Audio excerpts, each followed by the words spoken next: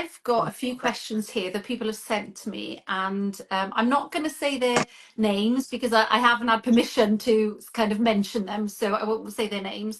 But the first one is, do you have a daily self-care routine? Oh, that's a really good one, isn't it? I would highly recommend that. And yes, I do. It's part of habits are really, really important because we have habits anyway, don't we, Rhian? We have them all running around in the background. So if we can create some good habits. So my self-care would be, and that's just for me, it doesn't mean we have to, try and aim for all these different things. I meditate every day because I like to, because I love to. I love it, love it, love it, love it. And I journal because I like to. I like to. And then a few times a week I run and go to the gym because I like to and I enjoy it, and that's body. But I make sure that I'm in balance, and I know when I'm not. So mind, body, spirit. So looking at all those elements, I would definitely recommend daily self-care, even if it's tiny to begin with. It'll start doing wonderful things for you, won't it, Rhian? Because it'll start creating grooves and habits. Yeah. And that's what it's all about, isn't it? It's having that habit, because I think there's one thing to be aware of. Going for that walk in fresh air among nature is going to make me feel better, but it's, can I do that consistently? Can I try and get out every day and have some fresh air? Or can I move my body every day? And that's one of my self-care things, is that I try to move my body every day. So like you, I meditate as well, and that's a daily thing, but I try to move my body, and that could be a walk, it could be some yoga moves or some stretching, it could be a run, it could be some strength training, it could be I get on the bike or go for a swim. I do something. It could be something small, or it could be something that's really quite physical, but either way, it's movement. And on the days when I'm feeling low energy, or maybe I'm not very well or something like that, I will still get a mat out and just move my body. And it just helps to get the blood flow around your body, and it helps you, make you feel better anyway. So that's something that I always try to do. Hi, Tonya. And Tonya is one of our sponsors who's just popped on now, Improve You Coaching. And Tonya would very much agree with moving your body, wouldn't you, lovely? Because that's something that you advocate for, mind, body, spirit. So say hello if you want to, Tonya, and pop a comment on. Something I was thinking there is James Clear. He's got a book called Atomic Habits. I think you've read it, Tonya. I know it's a really good book. And he talks about how to make habits easy. Start easy, he says. Yeah, absolutely. He says, attach a habit to something you already do. So when you brush your teeth, take 3 breaths. So start stacking the habit in, and you'll notice the habit is easy, but yet becomes something you do. And that's self-care then, and it starts to build, but easily. Hello, lovely. Oh, so yes, that's a lovely question, and I hope that's helped a little bit. Shall I go to the next one, or do you want to give me one of yours that you've got? Shall I give you one? I've stored some on my iPad because I had to take photo of people's messages. So let's have a look. You've got that. Oh yeah, you've got that book as well. It's great. Yeah. Oh yeah, yeah, absolutely. Stretch as well, running your bath. Oh yeah, that's a good one. Whilst you run your bath, yeah. Because you just your habit stacking. This is lovely. Someone shared a reflection on self-care. Helen, I think she's here as well. Speaking from experience, you can be empathic and compassionate to others, especially when they're experiencing difficult times. You can be there for them, but make sure that you don't get consumed in their being. Self-care begins with you. You have to be compassionate to yourself first. Absolutely. Yeah. We can be kind, but the person we need to be kindest to is ourselves. Otherwise, we're going to be empty and then not helpful to anybody, really. We have to fill up our cup. Yeah. Kindest people I know are people who look after themselves first, because they've got lots more left to give. Yeah. So I think that's really important. Yeah, definitely. Well, and the more you fill you up, I mean, it just overflows, isn't it? And we've got lots to give. Absolutely. But if you're just depleting yourself all the time, then no, you're going to hurt yourself, mind, body, spirit. And it's not kind. I remember being a kind person basically by emptying myself and being exhausted. I wasn't, because I wasn't kind to me. I didn't have much left, so I was giving little bits of myself, and it's not good for anybody. So self-care does, yes, thank you, Helen, starts with you. Has to, the whole world. And I find myself that if just say, for example, me as a parent, I'm a better parent when I take care of me, because when I don't take care of me, I'm then irritable, I'm snappy, I'm, maybe kind of giving the boys a row when it's not needed, because I've reached my limit and my patience is gone and my, energy is gone. And so my reactions are then not the ones that I would prefer to give. Yeah, because you're So full. Just when I'm full, my cup is full, I'm then able to pause and kind of respond how I want to respond, rather than, react. definitely. And yes, Tonya used the word no more guilt. This is Yeah, yes. ancestral, this guilt is, it's not real. We should not feel guilty for looking after this vehicle that we are in. In fact, we're disrespecting it when we don't. We are the only person in this world walking in our shoes. We really have to look after ourselves. That's our only job. If we've got stuff left for others, which we will when we look after ourselves, then Esther Hicks says that once you've filled your cup up, if you've got anything left, then you share it. But she says if you do fill your cup up, you will have lots left. So yeah, guilt, definitely no guilt there. So do you have another question, Rhian? Yes. You've got So questions. I have, Please how do you share. motivate yourself when you're struggling mentally? I think, right, from my experience there of teaching and myself, it's almost like you have to. So say if you give yourself something to do every day, you have to do it before the motivation kicks in. It's almost like you can't wait for motivation. So have your lovely things around you. Have your candle by the side of your bed. Have your book on your pillow. Like I put my journal on my pillow before bed.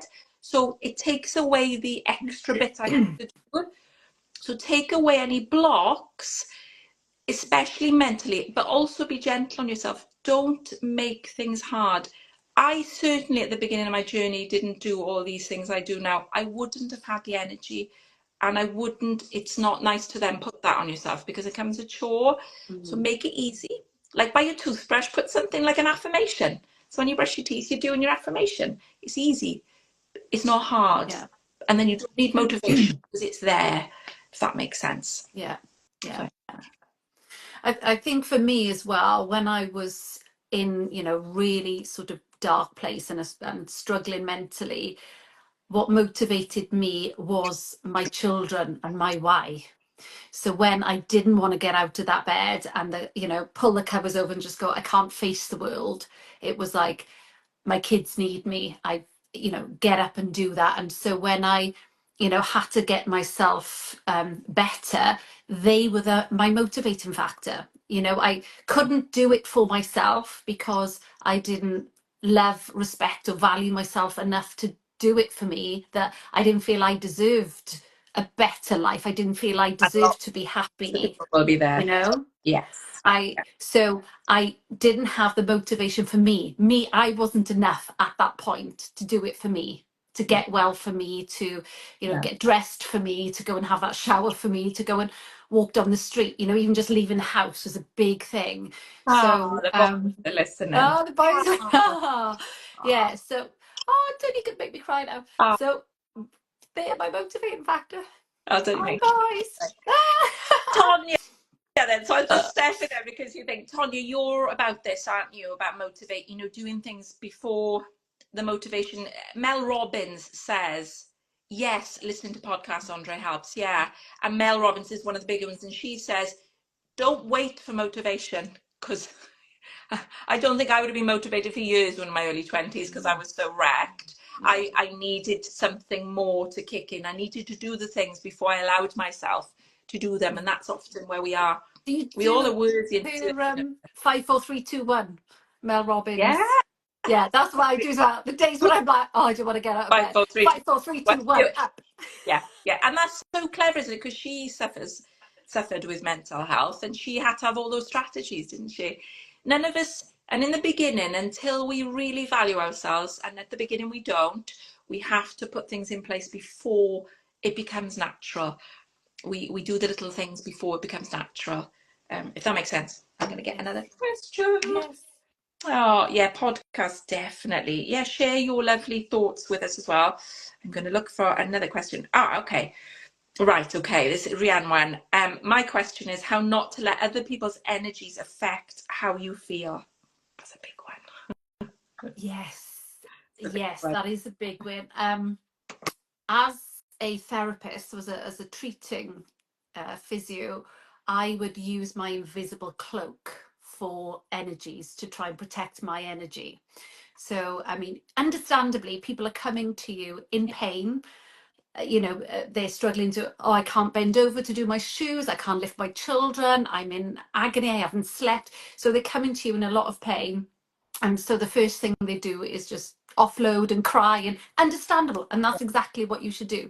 Yeah. So for me to protect my energy, I would have my invisible cloak and almost like that barrier to say, okay, keep my positive energy within me, and hopefully that layer, then it would just sort of bounce off. And I would also, the other thing is being mindful of not getting dragged into conversations, because sometimes the conversations that would flow, and people want you to agree with them or want to get into that a negative, let's talk negatively about the weather's dreadful, the weather's awful, I'm fed up with the weather, and it's like, let's change the subject. Yeah. Let's not feed the negativity of how awful the weather is. No, definitely. And I think another point there, they're brilliant, definitely, is, okay, cast a mindful awareness over your social network as well.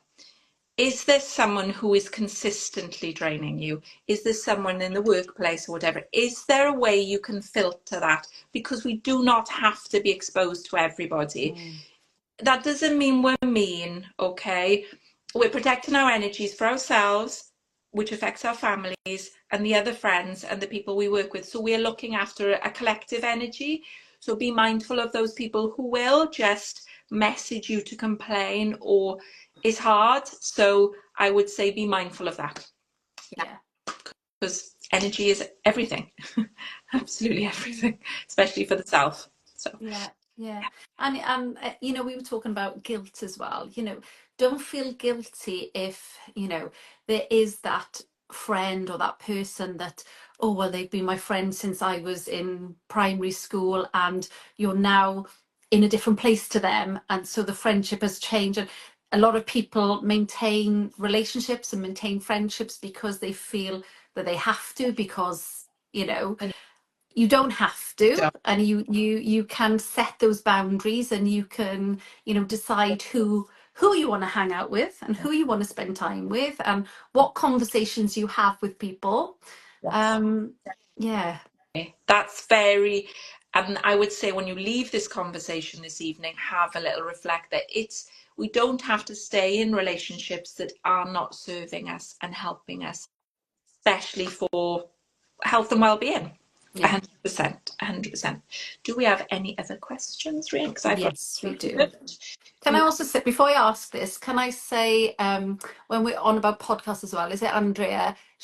I'll say, listening to podcasts help her. So if you've got any tips on which podcasts that you listen to, then, please message as well, or anybody else who's listening, because it's all sharing. It's share what you guys know as well, because it helps us too. We want to learn from you. So please put that on. So, how often should you meditate, and for how long? Oh, that's an interesting one. Oh, Andre, you're amazing. I love you. I love you. As obviously the fabulous hours and fabulous other ones as well. I love it. That's awesome. Right, the meditate one is interesting.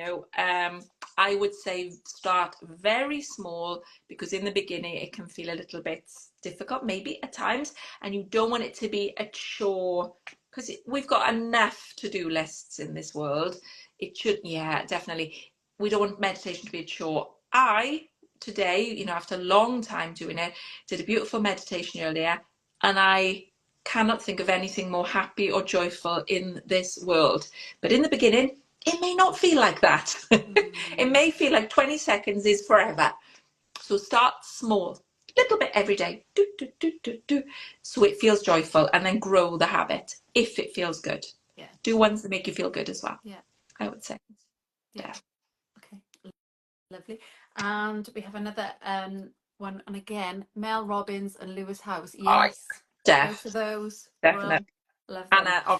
Um, hours, of course. yeah, I know. Would it be nice if we're alongside Mel Robbins Oh, and Lewis? we're Wouldn't in that the be state. nice? Look, we've been written. I feel like we are. We're all love. Okay, so this one, since your episode on self-awareness, I've been more aware of my thoughts. It's like I'm predicting what's going to happen next before it happens. I usually go to the worst case scenario. Any suggestions on how to stop these thoughts? Yeah, that's a psychological thing. That is. Uh, it's a protection mechanism from back in the day when you had to look for worst case scenario, didn't we? I'm going to hunt for food. What's the worst thing that could happen here? I need to predict it or I will die. So it is an actual, it's inbuilt within us. To look for danger. Absolutely. Right. So we need to notice it like you have, be aware of it, and start to soften it a little bit. Start to go for maybe a little less, or maybe it'll rain instead of, it's storm and everything falling and the trees falling. I mean, maybe a bit of rain, but I've got my umbrella. You start to soften it and use different words around the edges so that your brain can still seek safety, but in a gentler way. You can Yeah, often you could also pick the better. best. Yeah. Yeah.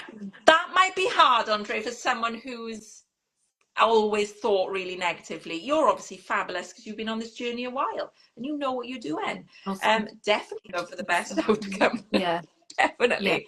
But if your brain is very hardwired, just soften it a little bit if you can. Yeah. Just take the edge off the thought a little bit because it might, but best outcome always if you can. That would be fabulous. And thank you for Yeah. that gorgeous suggestion. Yeah. Yeah. No, thank you for that. Do you have any more? Yeah. I have a couple on pieces of paper that my daughter had to write when I received them, and I've got this one. I like this. Okay, strategies for quieting the mind when you're overwhelmed. Oh, well, yeah. Yeah.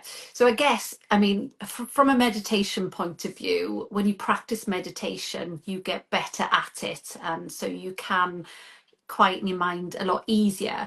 But if you're not able to do that, then I think being involved in an activity has helped with me. So I love to cook, and when I'm cooking, I'm concentrating on what I'm doing, and so it distracts me. So using Yes. something that requires focus, or maybe some drawing or some artwork or something that requires my focus, Yeah. rather than if I'm struggling to, because I think if you're trying to be sat alone in a room or whatever and you're Yeah. feeling Yeah. overwhelmed, then that's Yeah. hard to do. So some practical task that keeps your hands busy and your mind busy Yeah. can, well, I find Yeah. it help anyway.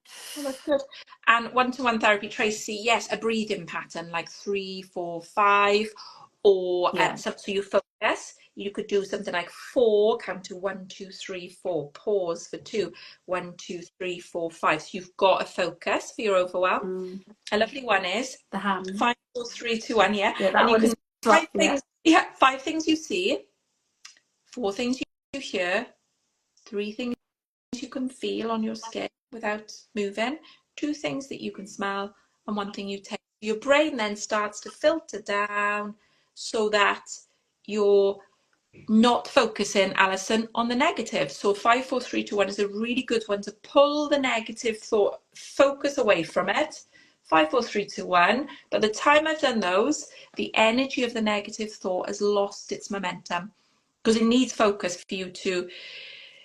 Yeah, so we would be breathing, Alison, maybe that would help you really bringing the nervous system down. So long in breath, longer out breath to pull down the sort of cortisol levels in the tribe. Because once you stimulate the parasympathetic system through deeper, slower breathing, that will, release all the sort of, Chemicals. nice chemicals to get you into that kind of chill state. So I definitely always go to the breath, and I do love the the finger one as well, where you're sort of breathing in, breathing out, breathing in, breathing out, all the way through each finger. And you can go as slow as you like, you can slow it down, but just that tactile, being able to feel and being able to see, again, it's a nice visual and tactile as well, whilst you're doing your breathing exercises.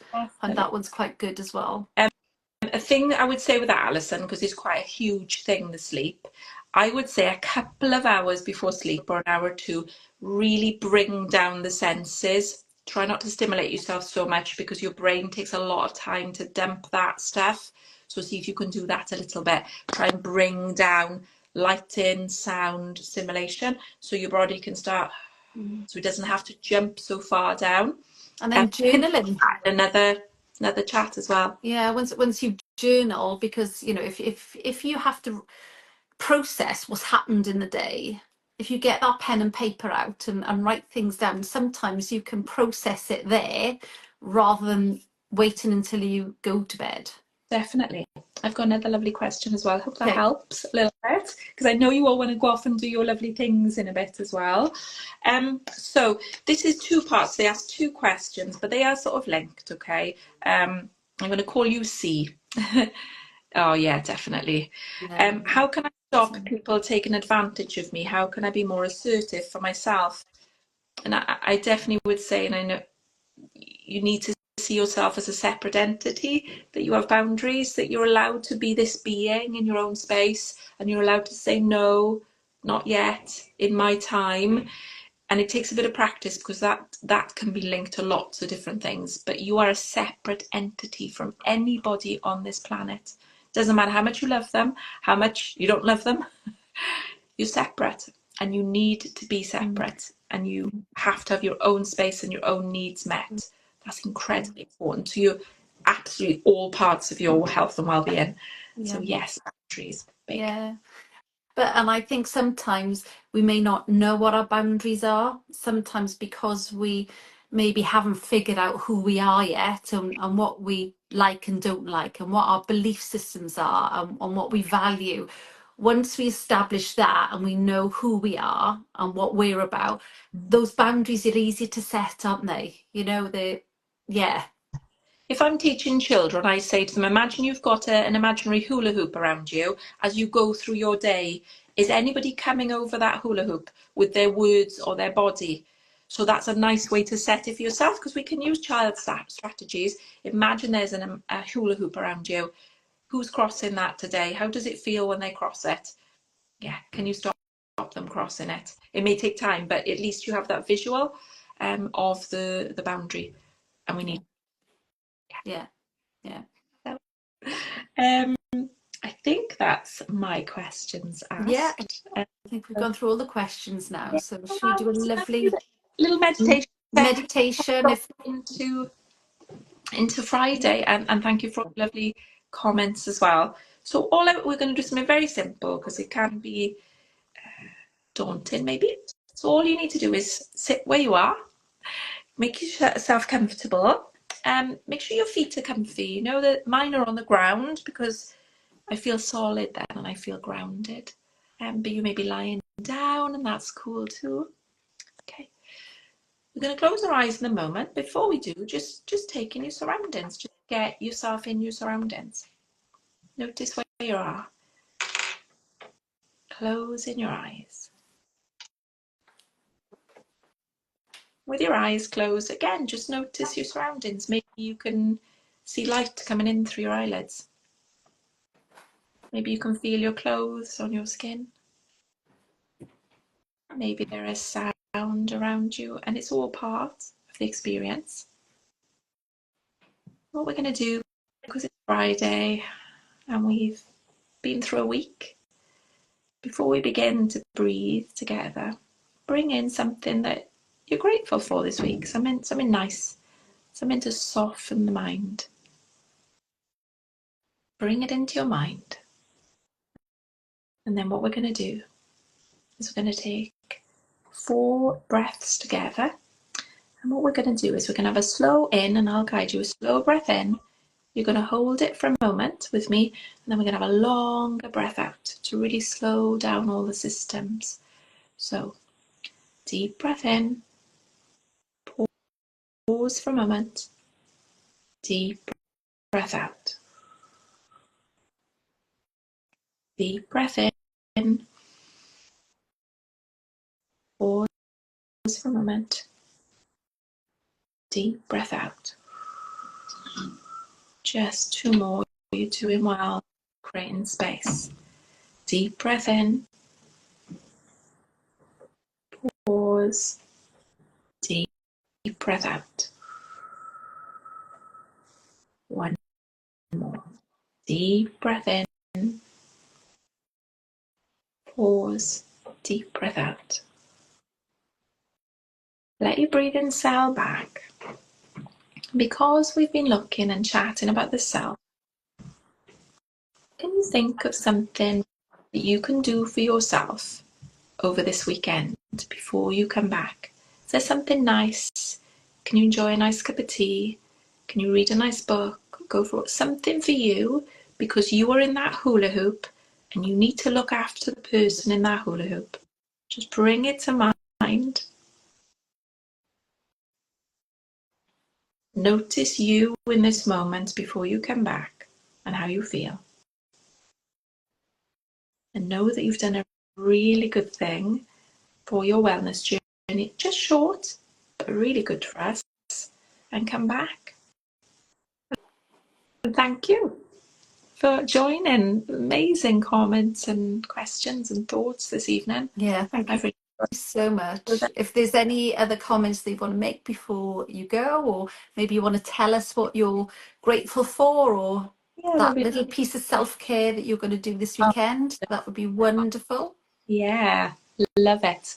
I think I'm going to make the most of the weather tomorrow. I think it's dry tomorrow, so I'm going to make the most of that and be outside, and I'm going to make sure I have a bit of nature or go for a run or do something, because the sunshine always makes me feel good. So I'm going to plan on doing that tomorrow.